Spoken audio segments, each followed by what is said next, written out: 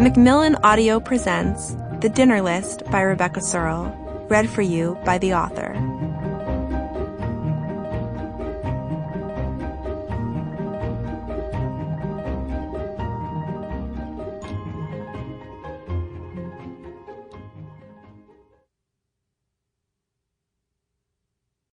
From my grandmother, Sylvia Pessin, who taught me that first, baby, you gotta love yourself.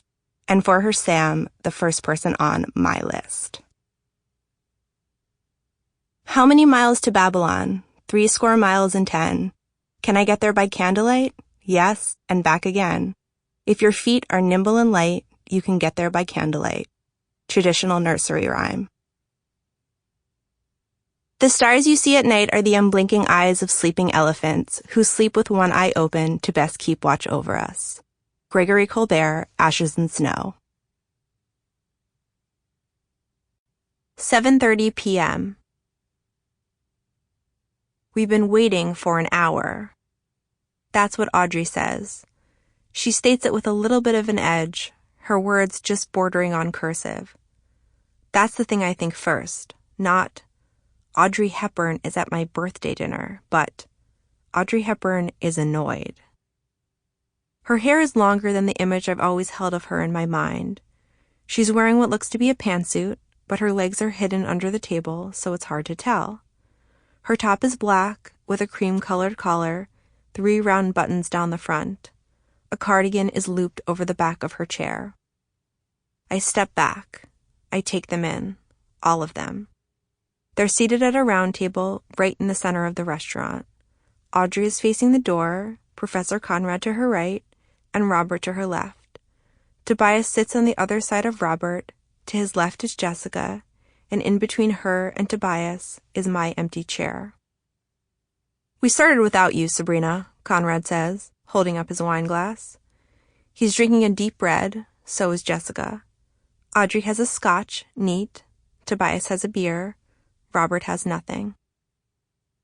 Are you going to sit? Tobias asks me. His voice cracks a little at the edges, and I think that he's still smoking. I don't know, I say. I'm surprised I have the ability for words because this is insane. Maybe I'm dreaming. Maybe this is some sort of mental breakdown. I blink. I think maybe when I open my eyes, it will be just Jessica seated there, which is what I'd been expecting. I have the urge to bolt out the door, or maybe go to the bathroom, splash some cold water on my face, to determine whether or not they're really here. Whether we're all really here together. Please, he says. There is a hint of desperation in his voice. Please. Before he left, that was the word I used. Please. It didn't make a difference then. I think about it. Because I do not know what else to do.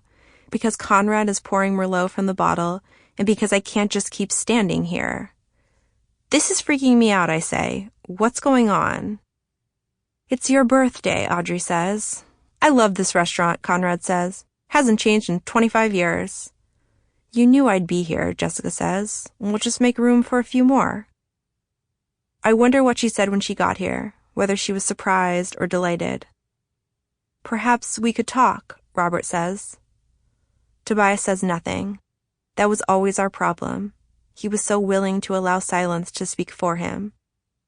The frustration I feel at him next to me overwhelms my disbelief in my situation. I sit. The restaurant bustles around us, the diner is undisturbed by what's going on here. A father tries to quiet a small child, a waiter pours wine into glasses. The restaurant is small, maybe 12 tables total. There are red potted hydrangeas by the doorway, and a soft sprinkling of holiday lights line the place where the wall meets the ceiling. It's December, after all. I need a drink, I declare. Professor Conrad claps his hands together. I remember he used to do that right before class would let out or he'd assign a big project. It's his way of anticipating action. I came all the way from California for this blessed event, so the least you could do is catch me up on what you're doing now. I don't even know what you ended up majoring in. You want an update on my life? I ask. Sample complete. Ready to continue?